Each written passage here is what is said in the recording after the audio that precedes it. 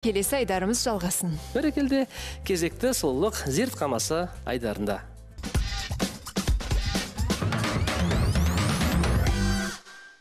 Қайырлы таң, мен Ерлан Айнабеков.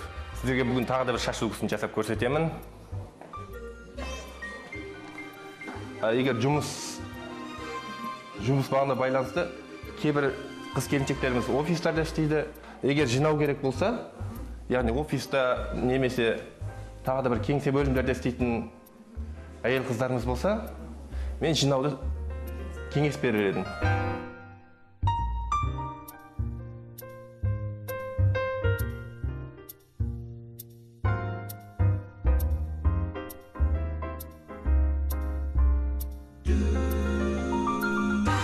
Үшке бөлеміз.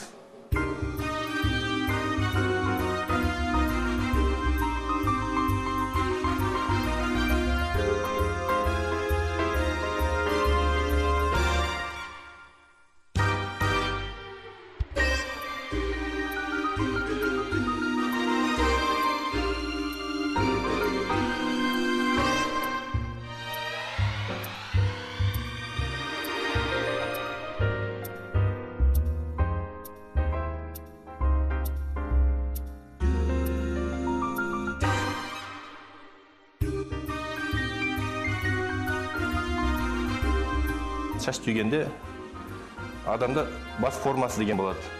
Соған мән берулеріңізді өтінем, айтып өтер едім.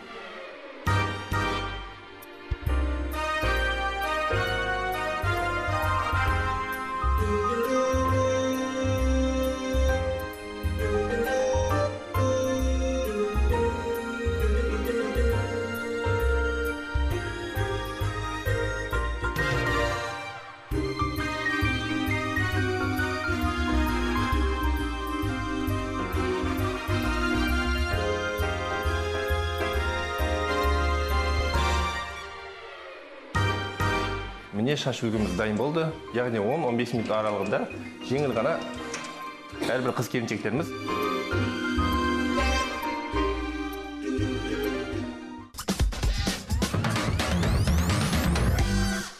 Бүгінгі бағдарламамыз өз мәресіне